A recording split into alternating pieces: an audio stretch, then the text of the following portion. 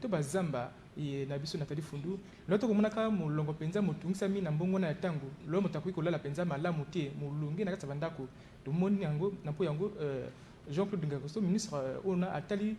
mambima maboyoka nikasa ekolo Congo pe bikolo bisusu asangisi batuma batalisi bikolo bisusu na Congo pona ko yepesa pe na bango sango ya bosali mibwa likitali yango na Congo et pas matimo moto na moto senga pesa yintako pona yango esala malamu pona ko nyonso na ya pona le bien-être pour le ministre bien pour na bolamu bwa moto molongo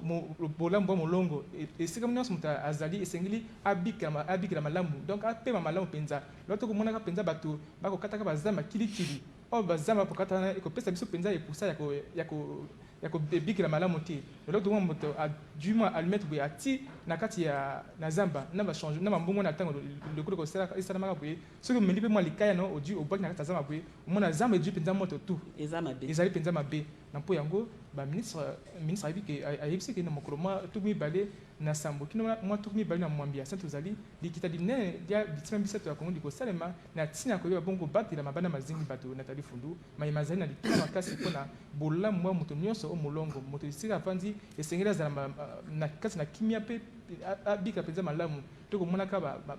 ba mboka iko zindaka to ko monaka ba mboka penza mabelema ko bukanaka bato bako ki longolaka bitando mboka songo to pakala na mbongo na tango Nathalie donc ezali kama moka mutuya esengeli penza ko zwana kati ya maboko Nathalie Fundu. Patricia Tsala betmeta la babizizi ministre Jean-Claude Ngakoso yanme fan na ba mpanga yandi ba ambassadeur na doyen ya ba ambassadeur ya Gabon na kozonzi la mambo ya changement climatique wa façon ngemeta la diambo yaye yani mesangisa ba ambassadeur nyo soto ça muna sommet ya ike na salama ya beto awa du 26 au 28 octobre matondo mingi Nathalie Fundu ni na kutuba na ngeti yakele diambo ya mfunu yake diambo ina ya nene yake kukutirasa mubanzati bankama ya babantu mubanzati pratiquement 2000 personnes ina kena kuvinke na bet kena kuvingila na insi na beto Congo kikuza kuzwa kifusika na kifulu ina na lukutakano na some ya nene ina kikuzonzila mambo ya nsobolo ya ntango pe na katikati ya mikutala diama bamfinda na beto pe lukengola beto bamfinda Nathalie samu na yenki lukutakano yake na kusalama samu tibu yetu tumekutala ti insi na beto Congo to bassin ya Congo na ina mekuzungilila beto pe kutala pe bangupangi na beto ya RDC ba na kati ya bassin ya Congo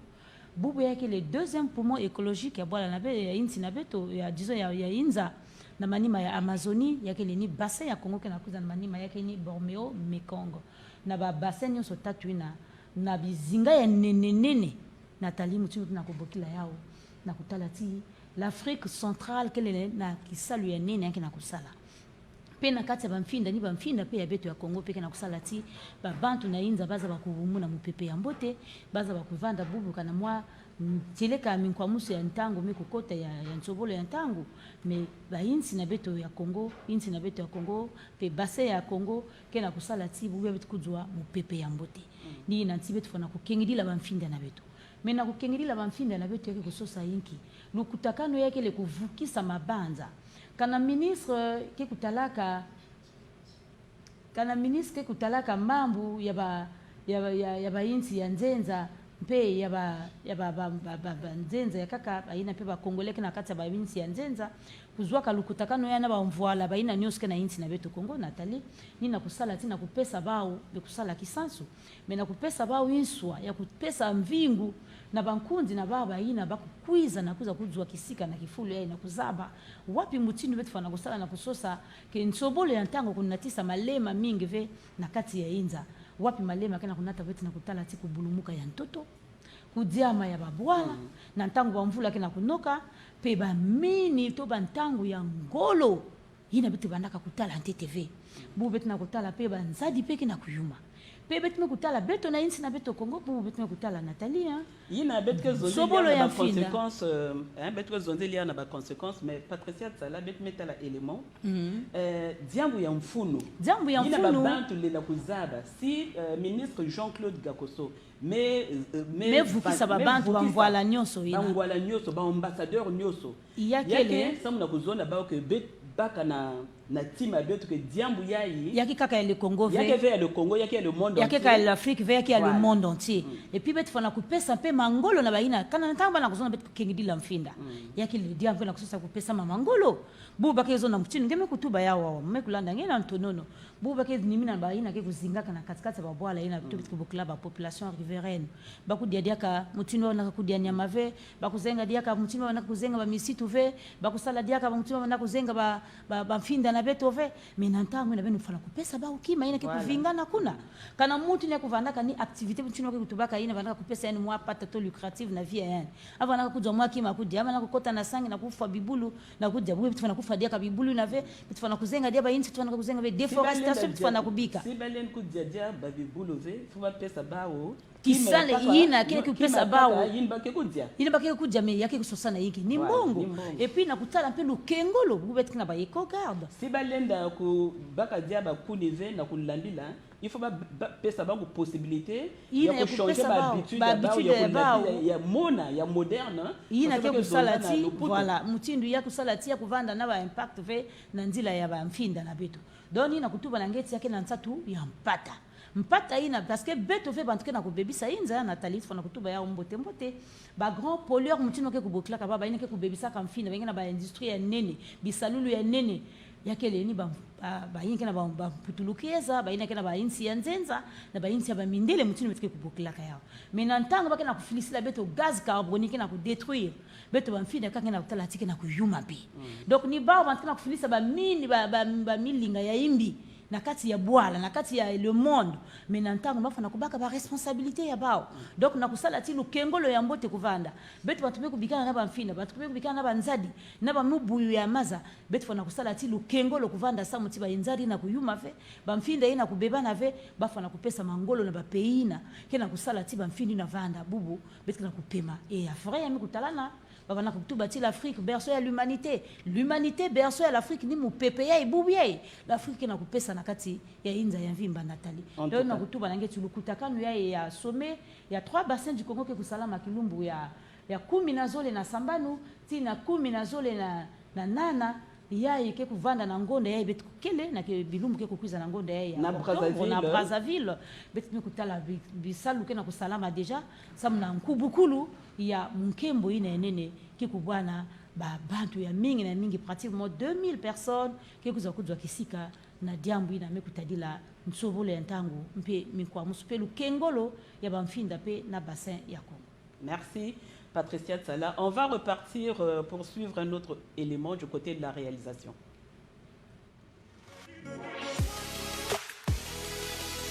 Bicho, ba chef traditionnel, nabino batérien, photo de la ensemble. Faut voyer que le Congo a organisé dans le mois d'octobre cérémonie moko à monene pour na bassin du Congo. Il y a 3 bassins. Il y a Mbalaliboso. Donc, les chefs traditionnels, tout, il y a le Congo. Il y a là, na sima l'État pour que Makamboye Bonga. Faut ça là tout s'impliquer pour que Makamboye Bonga. Donc, na benga qui basage na ba notable, na ba terrien. Faut ça là tout pour que tout y a na sima l'État. Mon continent au président de la République pour que Bastien Wana, parce que hier, il y a vraiment monté malade et bicho tout photo à la Natima, chef notable tout, chef traditionnel tout à le Congo. Faut pas y aller à la Natima, il y a chef de bicho président, premier notable Nabito, premier stage le président de Sassou Nguesso pour que et Salamana Boboto. Merci Christophe Gakeni et toute l'équipe qui se trouve du côté de la baie vitrée là-bas. Merci au chef de l'État. Merci aux notables merci aux sages et autres terriens, parce que les terriens, les sages, Maoli Ostinono, sont les garants également de la forêt, parce qu'ils connaissent la forêt. Et le sommet dont on a parlé tout à l'heure, du 26 au 28 octobre, ce grand sommet qui va se tenir à Brazzaville pour parler de toutes ces questions-là qui sont liées donc au changement climatique. Si ce sommet se tient, ce sommet international, disais-je, si ce sommet se tient en République du Congo, à Brazzaville en République du Congo, c'est grâce donc aux premiers citoyens du Congo. J'ai cité le président Denis Sassou Nguesso, n'est-ce pas, Maoli Osenonde? Oui, c'est grâce à son plaidoyer, à son combat en faveur de la préservation, comme je l'ai dit tout à l'heure, de nos forêts, de nos écosystèmes forestiers, de la faune et de la flore, non pas seulement au niveau de l'Afrique, mais au niveau du monde, parce que c'est les 3 bassins forestiers du monde, donc 3 bassins forestiers tropicaux du monde, donc le bassin du Congo, le bassin de l'Amazonie, le bassin du Bornéo-Mékong, et les représentants de ces pays-là seront là, d'où l'invite tout à l'heure du ministre des Affaires étrangères, de la francophonie et des Congolais de l'étranger à l'encontre du corps diplomatique. Il faut que les pays de ces 3 bassins pèsent de leur voix, c'est-à-dire mènent un plaidoyer pour que les négociations aboutissent dans le sens où les grandes puissances, les grands pollueurs, les pays les plus industrialisés, en tout cas, apportent les financements pour régler ce problème de réchauffement climatique. C'est peut-être difficile de l'endiguer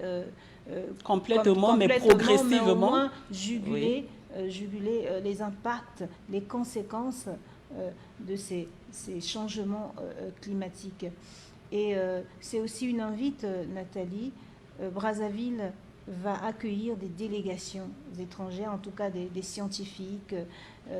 des personnalités, des hautes personnalités qui viendront de par le monde. Et c'est aussi l'invite aux Congolais. Il faut que Brazzaville fasse peau neuve, il faut que la ville soit propre, la ville soit salubre, parce que nous sommes là pour éduquer, Nathalie. C'est tout ça aussi, changer les habitudes. Voilà, et quand on parle des changements climatiques aussi, ça va de soi. Ça va de soi, parce qu'un environnement sain, c'est important. Si on veut être en bonne santé, nous devons aussi vivre dans un environnement sain. Donc c'est pour dire aux Congolais, soyons propres, évitons l'insalubrité, mettons de la propreté là où nous vivons. C'est aussi pour que non seulement aux yeux des étrangers, la ville soit propre, mais pour nous-mêmes aussi, pour notre bien-être. Pour notre santé, nous devons vivre dans un environnement propre, un environnement sain. Et lorsque nous suivons le premier secrétaire du Conseil consultatif des sages et des notabilités traditionnelles s'adressant aux terriens, c'est une façon d'attirer également leur attention, parce que les terriens, c'est également ceux-là qui vendent la terre, c'est ceux-là qui vendent, on déplore aussi beaucoup de choses en République du Congo, qui peuvent également vendre une forêt, alors que la forêt devrait appartenir à tous les citoyens. N'est-ce pas, Maoli? Oui, donc les terriens, les propriétaires terriens, les notabilités traditionnelles sont impliqués dans ce sommet, dans ce combat, oui. Parce que, comme l'a souligné tout à l'heure le ministre des Affaires étrangères, quel est l'objectif principal de ce sommet des 3 bassins forestiers tropicaux? C'est le bien-être de l'humanité. Voilà, c'est le bien-être. Parce que quand ça brûle chez le voisin, il ne faut pas se réjouir, parce que ça peut aussi brûler chez vous. Donc c'est le bien-être de l'humanité. Et ce bien-être-là, les propriétaires fonciers, les terriens, les notabilités traditionnelles, ceux qui sont impliqués dans la gestion de la terre au Congo, doivent aussi comprendre cela, doivent collaborer avec le gouvernement pour la bonne gestion de nos terres, pour le respect de l'environnement. N'est-ce pas? Concierge Mongo, toti kolanda Jules Moustabou ye aza notable, aza totele, auti koloba na baterien ba respecter mabele. Po mabele eza motuya. Lokola pete ozana kati ya makambo oya sommet ba totele, ba kani, bango moto ba lobaka na nzamba. Bango moto ba lobaka na mabele. Bango pe moto ba tekaka lisoso. Mais makambo ndenge tozoloba bateka leso lipoa te, surtout bazamba to batela. Ya solo Nathalie Fundu obi Brazzaville babenga yango Brazza la verte napo yango esengi neti batela verte wana na kati ya bazamba batela Brazza mpe na kati ya bazamba banzete ezomi na Brazzaville bamangolo banzete nyonso wana tokataka yango tokata te tozala na kati ya mopepe ya malamu Nathalie Fundu omoni litaki ile batotola ekolo Congo yango mpe etikali nsima te mpona makambo ya etima ya mpona likita linene ya etima ya Congo likosalama na mikolo ya boso bango mpe basangani na ya bango bayi litaki mpona kopesa bango ntako balui ya solo biso bato totika mabele biso bato tozali makolo mabele kasi esengi toyeba wapi koteka toteka lipalipwa te pamba te lelo molongo mosili mpenza kotungisama na likambo litali bongo mbongo wana ya ntango donc secrétaire ya litaki ile bato tolekolo Congo papa Jules Mosabu kutani bongo na bayi litaki lina mpona kopesa mpenza malako masengeli mpona bozalisa mibwa sikisiki bwa likita linene likosalema na mikolo ya boso na talina mpo etali bobateli mabana mazingi bato alobi biso tozali batotele biso totekaka mabele alobi mpe lisusu toetele ya liboso to sage ya liboso eza papa Denis Sassou Nguesso alobi totala liboso Nathalie Fundu ya solo alobi totala liboso ezali tata mokonzi ekolo Denis Sassou Nguesso ye wana nde moto akobatela mpenza mabele yango mpe na motema na bazamba na motema ngolu ya kosunga bato bonso babikila malamu mpe asali te abundi mpo ete likita yango lizalisama awa na engumba Brazzaville Nathalie Fundu ezali mpenza makasi mingi kasi likambo tokosenga mpe epai ya bandeko ya batotole babiso nde bayeba esika nini bayi kotekisa batekisa so lipalipwa te pamba te so batekisi lipalipwa tokomona mpe lelo bato bakokataka banzita mpenza ekosalaka malamu te so mpe tobebi na kati mwa bamboka okomona liboso na bamboka bato omona bakati zamba bateki mapango Nathalie liboso yaki bazamba bilanga bakosala yango mpenza na place ya libanda na place ya mpenza Nisobe bilanga ekosala na Nisobe mais lelo awa Nathalie Fundu bilanga soki na bamboka ekoma kosala kati ya bazamba bakomi kokata mpenza bazamba osanti mota kati mpenza bazamba otundi me mpona nini kokata bazamba ebi te topemaka malamu na banzete oyo yango mpe epesaka biso mopepe malamu alobi te bakwanga ya zamba ekotiaka malamu kasi Yesobe wana mpenza epesaka bakwanga malamu te ya moke mais obosami ke eza komema biso mpenza na mbongo na ntango elo molongo moko otungisamaka mpe ekopesaka mpenza biso mikakatano na kati ya nzoto na biso Nathalie Fundu lelo mpe tiso tomoni na mikakatano mbongo na ntango eye bilanga mpenza ekosalamaka malamu te okotia boye mpenza biloko nyonso ekoyomaka donc esengeli na biso koyeba kobatela mpenza bazamba ezingi biso mabana mazingi biso esengi toyeba kobatela mango esengi mpe mwa bisika tozali mpenza bope tobozala Nathalie Fundu pamba te lokola maoli auti koyebisa yango lelo mpe tokomona mpe lelo mokonzi Brazzaville bakolengelaka yango mpenza mpona koyeba bapaya bana bakoyaka bakouta bikolo ndenge na ndenge mpona kozwa esika na likitali yango Nathalie Fundu ezali eloko ya kosakana te donc esengeli moto na moto apesa ye ntako mpona mpenza bobateli mabana mazingi bato ata koshe biso na ekolo Congo tozali bongo na mpenza mikakatano mina mingi te tozali na bazamba na biso kasi esengeli tokoba na kobatela yango pamba te ekopesa mpe eposa na baninga babikela malamu Nathalie Fundu. Merci concierge. Panga beto na mundo kutuba betu melanda Patricia betu melanda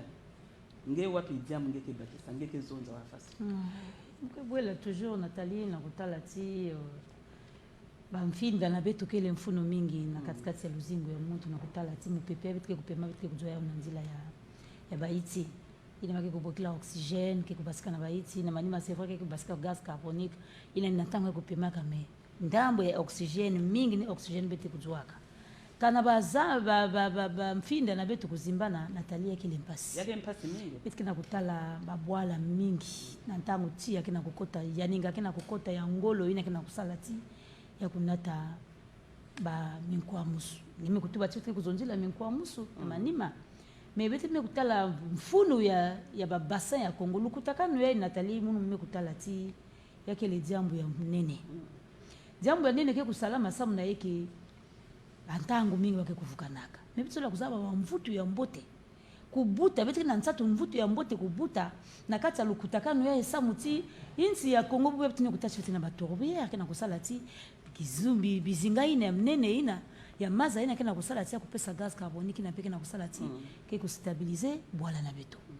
ya teleka ba insi ya nene buya tina kutala ni bawo bandike na kubebisa inza munga na kutatama na kutuba ya sabu na ingi babwala ngena kudzwa ba mizingu na tango ya kena kukubula ba matuze ya nene ba bomba atomiki bakena kubebisa bilanga na beto na ntango apengi na kutala sina ntango beto na kukunda mimbutu kena kubantika dia kambote fe insi ina na ntango ezoza kati ya mu insi yake buta ba avoka ya nene menge na talange musi insi ya bombo miku basika dia kambote fe donc nge na tala ti Nathalie bubu ya bitike kuzonzila mfinda mfinda ke mbote beto buya bitike na bweso sa mutinza mipesaka insi ya komoke avantage ya mfinda ke ingi avantage ya mfinda bitike kuzwa ba insi na kati kuna mupepe ya mbote na manima mupepe ya mbote bitike na babibulu bibulu na kusala tiki zungidila mpe kuvanda yibitike kubuklaka tourisme na katikati ya beto minimu na kutuba tourisme kina katikati ya beto beto baka paka no balendo kibubie yake na kusala tiba touriste na kutala yao me ba park na bubie éléphant mwana ngena kuwa kaka éléphant na télé kena kuwa kaka lion mwana kena kuwa kibulu peut-être panthère angetala kaka na télé me kana pata kena ngena talia ke so satinge kwenda kuna na paka no balendo ki na kati ya kizunga kifetu wasinge na kutala wapi mutindu bibulu na ikele na mutu na talave éléphant anke kuwa yaka kapake longa yani depuis nge banda bu mwana tinge na kula nge waka kati no parc zoologique ntama vanda kana mabibulu bibu yaki devina bibulu na kube kuvana samu tina ba mambu na kulutaka babano sizabo si baba kumbu ya bibulu abetu ba meza ba nkumba bibulu abetu meme bonga pe ba kutala yao ina ke kunata kina kisika ya tourisme ko kotisa pe mwa mpata mpe na nkela mpe ya luyalo na ntango pe banzenza pe na kukwiza yeke na pe kusala pe mbote e Nathalie Mubanza ti bubu ya bitu na kufadia kampe ba bibulu na kidive sa muti yake ba bibulu mosime ku marar yake ba bibulu na peme kukengidila mpe na musiku na yena me kutadila na loi forestière yake ba gori yake ba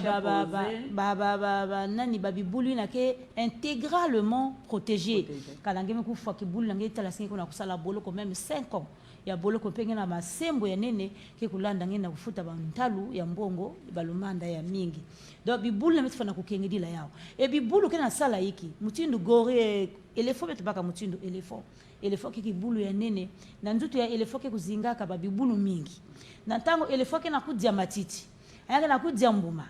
yake na kusala tina ntango na kudeposer ba saleté to tufi ya éléphant na ntango ke na kubwa yake na kunata diaka ba mbutu ya baiti na ngena mu beti na kukunda ve ina me kudia yake na kupousser donc na ntango ke na kudwa maza mvula na ntango ke na kubwa mbuma ya iti na ya ndiaka ke na kubuta mayani mosi donc beti kutubati mutindu reproduction ya bamfinda kena kusalama ya umosi sans que ngena munu betu kukunda itina yake gori yake éléphant yake buffle bakana kunata bambuma mingi ina kena kusalati ba insi kuvinga na au fur et à mesure kena kubuta parce que ketalati mais forêt nani kunda ya yake fait forêt artificielle tezona ti mutundu ya patu doa ina betu kukundaka mutundu peut-être ba eucalyptus betu kukundaka mais ngena utalati kota na kati ya forêt équatoriale mutundu betu kubokla kuna na kati ya la songa na kati ya likwala Nathalie ngeke tala mutundu ba insi kele ngeke tala ba sapeli ba kaju ba insi ya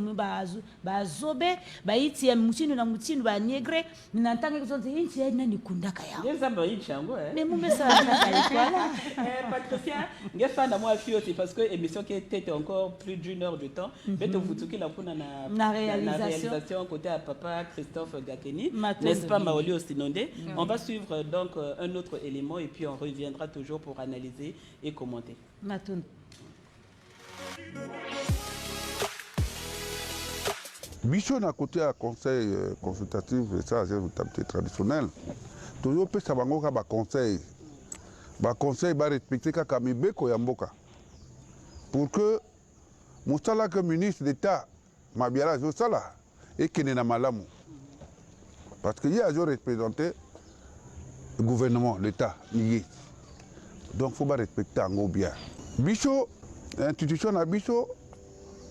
toujours en réalité, c'est chef traditionnel.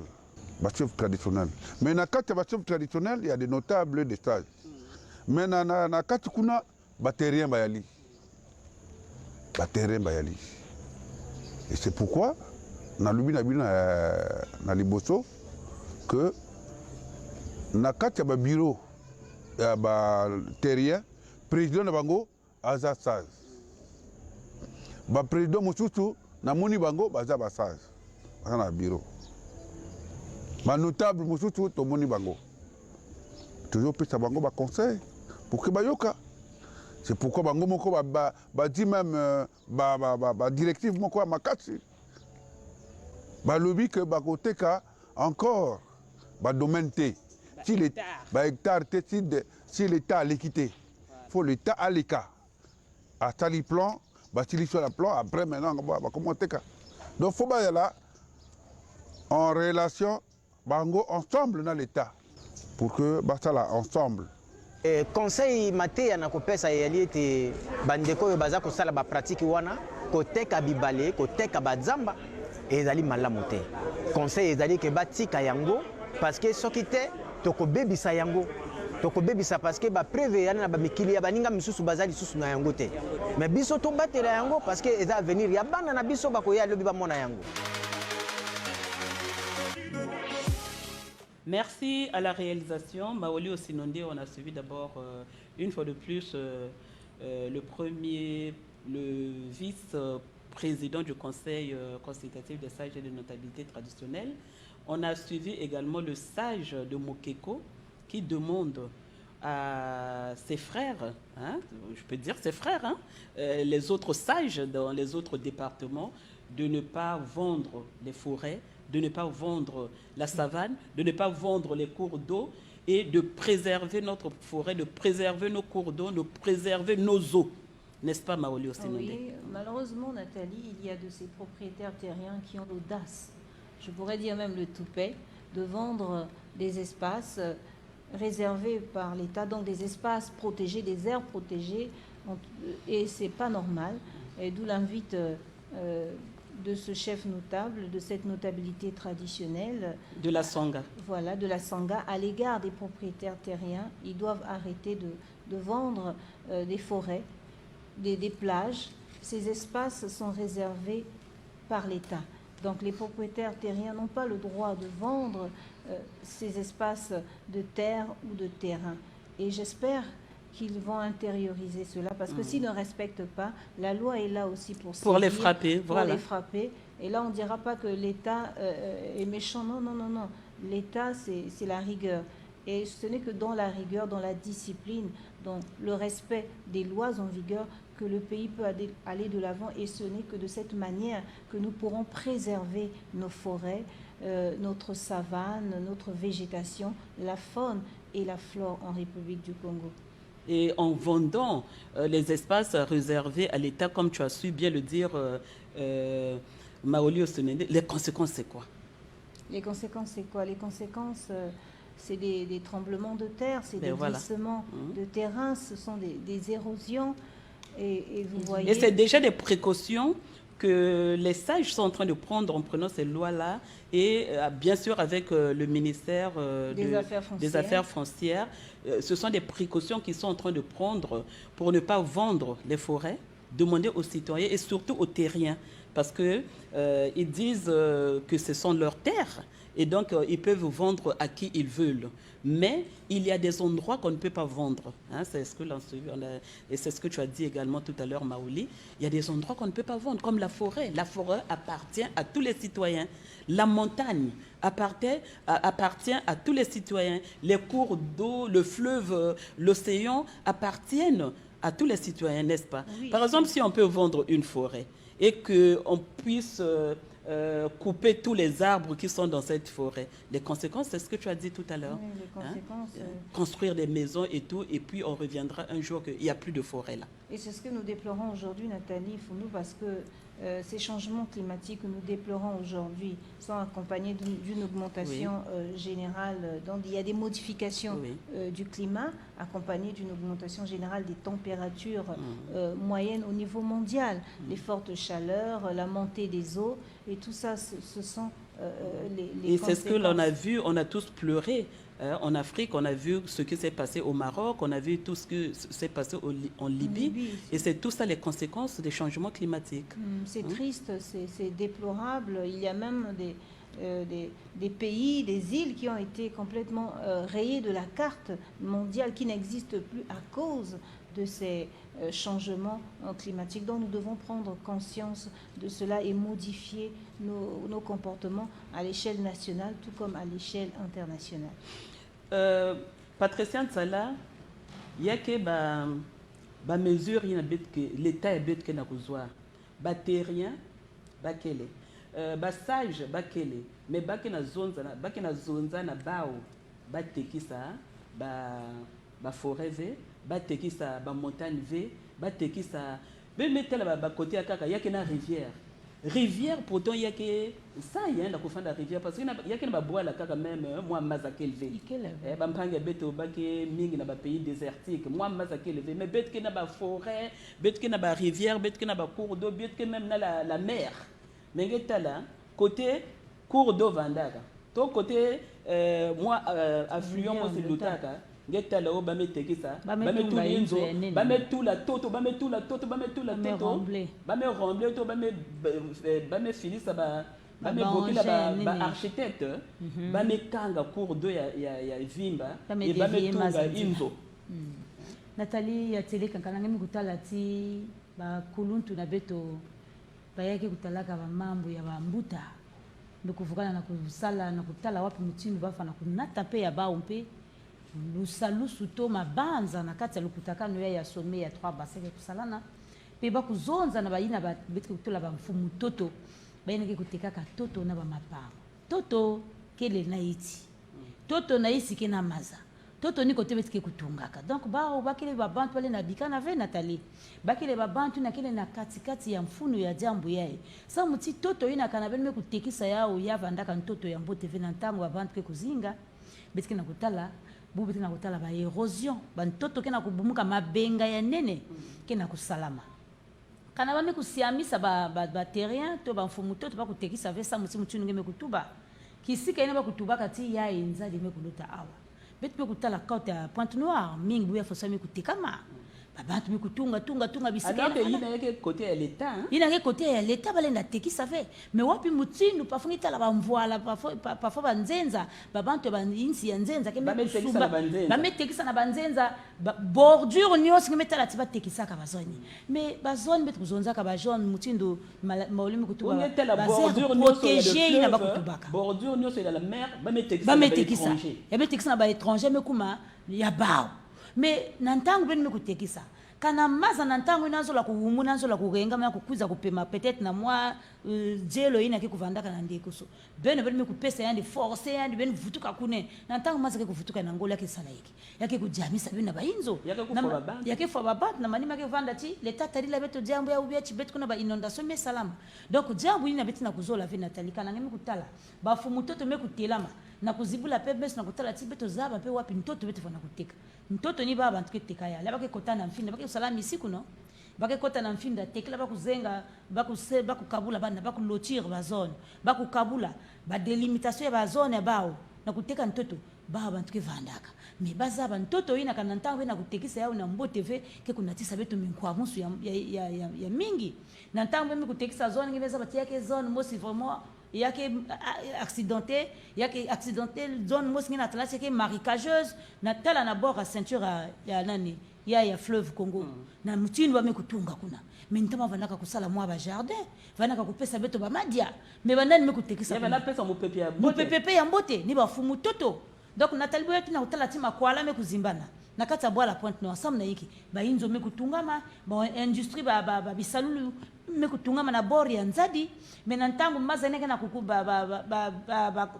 ibo bokleya ba pétrole ni bakena kubasisa ba produits chimiques ni bakena kutunga to ba maza ina ya ba inzo ya banki ni ba inzo ina bakena tungaka na ba bord ya fleuve ya bord ya la mer donc si l'état bika au moins 1 km na bord ya la mer to ya fleuve yake na avantage na population mais si bametula ba inzo na bord ya le fleuve na bord ya la mer ben que utiliser ba toilette ben tout ba javel ben na kubebisa maza bambiske na kima bambiske na kima ebuya beti na kutala kizindila beto to ba produit bake kufua ka ba pese na ba puku nyoso ke na kwena na maza donc ngenge na tala ni mna kutuba depuis buya beti na kutala bisalulu beti na kusala ba milangi ya plastique ba produit ngena kukwena kuzinga kote ni na kati stock ke na kwevana na kati ya mabanza e ba maza comme ça na tala yake na la mer buya ngena tala tabit fana kudia bambisi makwala fana kubasika na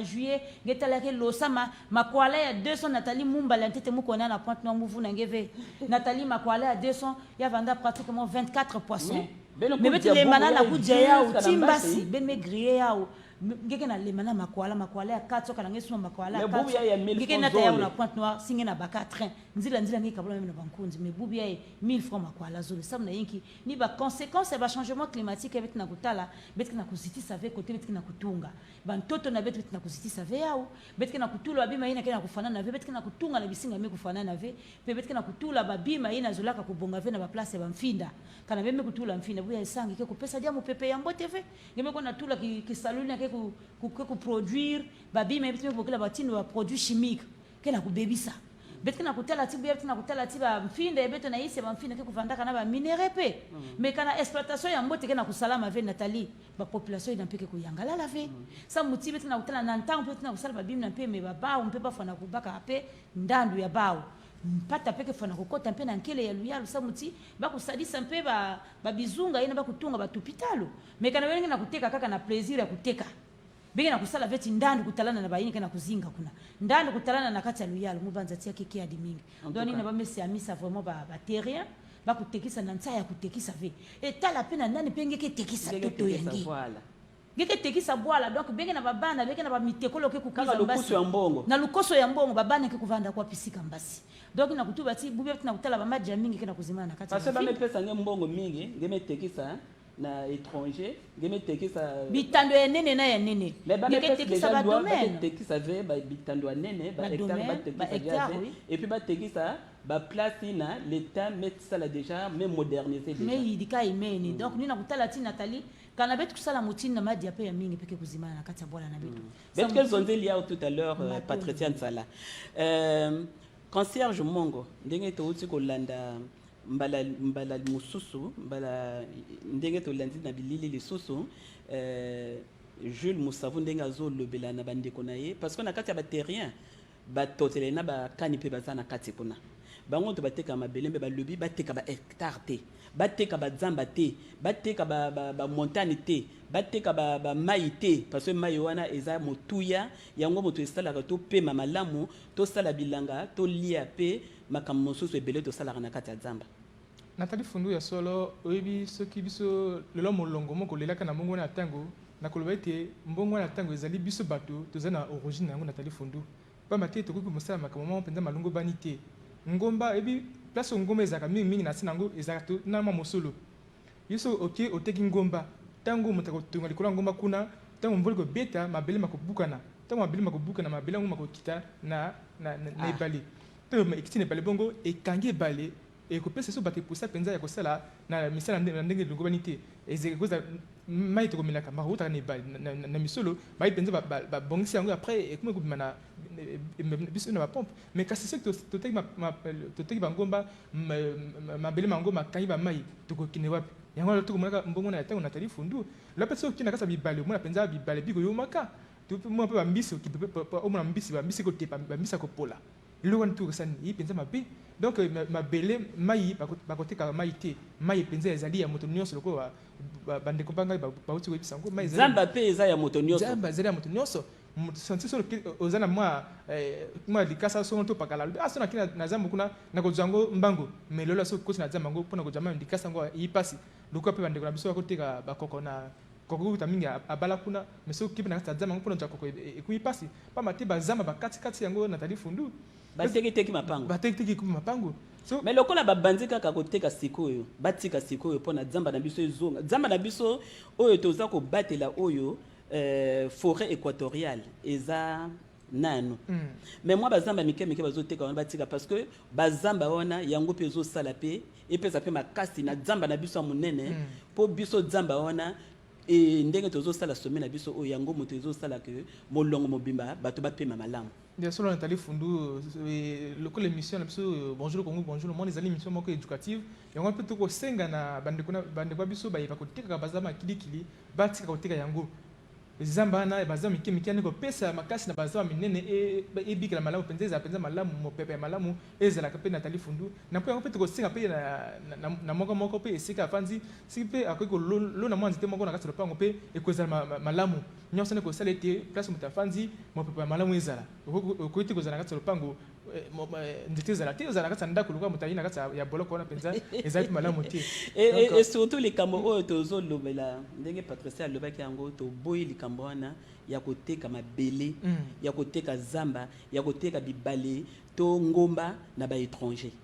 Wana pe tomona yango ka mingi na Congo. Est-ce que Congolais akoko kendo somba zamba na mboka mosusu? Nathalie Fundu. Congolais akoko somba ebale. Même domaine kaka même 10 parcelles. Congolais akoko somba hectare. Hein? Biso ba Congolais to linga ka baninga, to lingi ba africain mingi, to lingi pe baninga mosusu to le baka Congo na Lopoto, nous sommes un pays hospitalier. Mais Congolais akoko kena na mboka moko mopaya kuna batekeli zamba ya mboka wana. Mais pona nini biso ba Congolais tozo teka ba zamba? Pona nini? Nathalie Fundu. Et surtout na bapaya. Bateko zamba ngo bana pendingi mopaya yoki na mboka baninga bateko zamba bana ndingi. Bakumi ko ntse bateki kulu na bango. Et puis zamba ngo soki bateki bakati banzete après batongi bandako yango siko bakomo faire louer lisusu bandako yango na ba Congolais na mbongo pe ya koleka. Nathalie Fundu ngapa na nzoka ndakisa epe na ngamo kuna pe na bwanga bazana bakulu mabele bana kana to yisa to ko yisa ngo ba ka kuna bango ba jama bele bateka na bapaya ni bapaya kuma kosana kasi kuna ko yomo ko lubyango bapaya bakena bakumi ko fana kata jamba bakata ba jamba batonga bandako et puis bakuma ko sala bilanga na kati kuna Nathalie Fundu on a penza ezali penza passe mingi mais ben mboka bako nyoka bako ba mais comment est-ce que biso bikolo mboka bo to yali bo to tikate ko bebisa zamba mais kasi ba konzo bazali boso ba kuteka ba zamba na bapaya au moment biso ben mboka to vana ka to za bitu na biso exactement protéger zamba kasi ba kolomboka ba ko tikaka ba zamba na bapaya bakumi ko kata ya bazamba bakumi ko sala pe ba fufu na kasi nango wana pe ezali penza malamu te lokola lokoso ya mbongo kaka wana mbongo pe parfois mbongo mais 50 000 Nathalie Fundu na 50 000 francs oko be obisa mabana mazingi bato oko pima bato bo moy bolamu ka kola 50 000 francs Nathalie Fundu mais